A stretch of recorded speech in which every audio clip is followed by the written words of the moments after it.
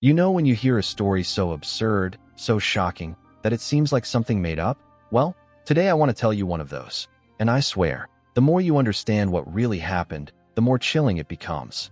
Because think about it, Vietnam, a small, poor country, broken after centuries of domination, and yet, it became the stage for one of the most terrifying and brutal wars of the 20th century. And the question no one asks, but which completely changes the way we look at all of this, is simple. Why was it necessary to fight Vietnam before the reform and opening up? I know, it seems like a strange, almost academic question, but calm down, bear with me for a few seconds, because the answer goes far beyond politics, far beyond geopolitics, far beyond history books. What happened there was visceral, it was horrific, it was cruel, and at the same time, it was decisive. Have you ever stopped to think about what it means for an entire people to be dragged into a war that seemed unwinnable? Imagine waking up every day to the sound of bombs, knowing that your country is seen by the entire world as just another disposable piece on the chessboard of the powerful. It's scary, right? And yet, they resisted. But here's the detail that few people know. This fight wasn't just against American soldiers, weapons, and helicopters. No, it was also an internal struggle, a war within the very soul of Vietnam, a clash of visions, a conflict that needed to happen before any reform was possible. And I know it may sound absurd, but without this bloody, terrible, and chilling period, Vietnam might never have reached the opening the world saw years later. It's strange, isn't it, to think that sometimes destruction comes before reconstruction. And then I think, would we have the courage to face something like this if it were ours? To look into the eyes of the enemy, knowing the odds were almost zero, and still keep fighting? Doesn't it seem too surreal to be true? What you'll discover here today is shocking, because the Vietnam War wasn't just about two sides in conflict. It was about a people who had to tear themselves apart before reinventing themselves. And stay with me until the end, because I'll show you a detail, a turning point, that changes everything, and makes us realize that nothing that happened there was by chance. To understand why this struggle against Vietnam was necessary before the reform and opening up, we need to go back a bit in time. And look, I'll warn you, this part of history is tough. Vietnam wasn't just a country trying to survive. It was, in practice, a divided, fragmented territory crushed by external and internal forces. On one side, the Communist North, supported by the Soviet Union and China. On the other, the South, supported by the United States and its allies. And in the middle of it all, millions of ordinary people, peasants, entire families, simply trying to survive. It's terrible to think that these people's lives were used as chess pieces in a gigantic geopolitical game. But that's exactly what happened. Vietnam became a stage where the world's greatest powers tested not only weapons, but ideologies. Capitalism versus communism, West versus East. And, in the end, no one there was truly concerned about human suffering. And here comes the chilling detail. This internal division wasn't just geographic. It was within the people themselves.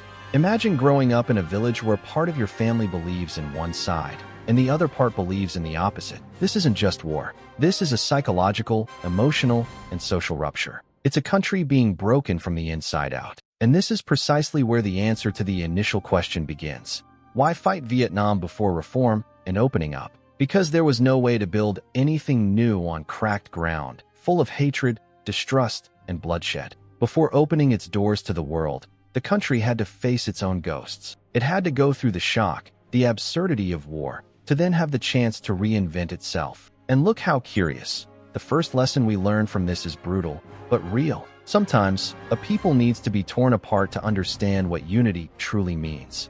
And Vietnam only managed to consider reform after facing the worst. But what I've just told you, shocking as it may seem, is still just the surface. Because what was happening behind the scenes, in secret decisions that never made the headlines, was even more unbelievable. And that's where the story gets truly insane. Because Vietnam not only resisted, it became the symbol of something no superpower wanted to admit.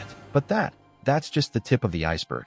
And this is where things start to get even more shocking. Because when we think of the Vietnam War, the image that comes to mind is of American soldiers traversing jungles, helicopters crashing in flames, or gigantic protests in the streets of the United States. But what no one tells you is what was happening in the heart of Vietnam, in the daily lives of those who actually bore this burden. Just imagine, you're a peasant, planting rice in a tiny village. and suddenly your village is invaded. One side tells you have to support the communists. The other side threatens your family if you don't support the Americans.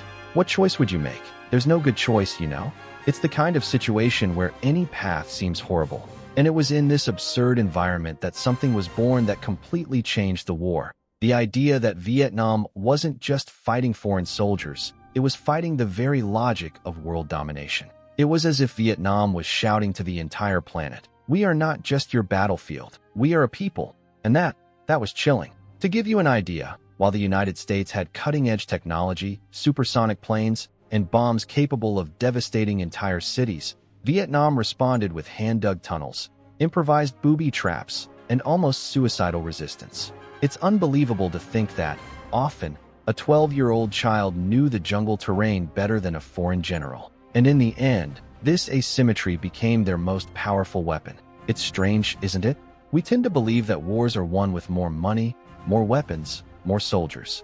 But Vietnam showed the opposite. Sometimes, what truly decides a war is the absurd conviction of a people not to kneel. And then I ask you, would we have that courage? If our city were invaded tomorrow, if our friends and neighbors were dragged into a senseless war, would we have the strength to resist? Or would we simply accept the fate imposed upon us? The craziest thing is that, while the world saw it as a local confrontation, in practice, it was a global message. Every battle, every explosion, every resistance was a way of saying, there's no point in trying to open Vietnam from the outside in. That will only happen when we ourselves decide. And this is the key that few people realize. Before reform and opening up, the country needed to prove, to itself and to the world, that it wouldn't be molded by force. And only after this absurd escalation of pain and blood were they able to build something new. But look, everything I've told you so far, as powerful as it is, still doesn't come close to the most impressive turnaround. Because there was a moment, a specific detail, when the tide began to turn. And that detail, that one thing completely changes the way we understand Vietnam. And I'll tell you this right now. And here's the detail that changes everything. At the height of the war, when resistance seemed impossible, Vietnam discovered something that no empire, no superpower, had managed to grasp in time. Their true strength wasn't in their weapons. It was in their patience. While the United States was betting on rapid destruction, on suffocating with brute force, Vietnam was betting on resisting slowly, like someone facing an endless storm. And this patience, almost absurd, was what turned the tide. Do you have any idea what that means? A small, devastated country, without technology, without money, managed to defeat the greatest military power on the planet. It's surreal. It's hair-raising. And that's where the answer becomes clear. Vietnam had to fight before reform and opening up because, without proving to the world, and to itself, that it was capable of withstanding the impossible, it would never have been able to reinvent itself. The war was horrible, yes. It was terrible, but it was also the baptism of fire that paved the way for a country that, years later, would show the world its own model of growth, different and resilient. And think about it, it's not just a history lesson. It's a life lesson. Sometimes, before openness, comes confrontation. Before peace, comes war. Before reconstruction, we must go through chaos. And perhaps this is the most shocking part of all. Vietnam didn't win because it was stronger. It won because it refused to give up. And that's something we can carry into any battle in our own lives. So, if this story touched you, if it made you think about courage, resilience, and the real weight of freedom, do this. Like this video, comment below what shocked you most about this narrative, and subscribe to the channel. Because in the next stories, I'll bring even more revelations, the kind that make us rethink everything we thought we knew about the world. And if you want to continue this journey, I recommend clicking on the next video, because what you'll see there will expand this reflection even further.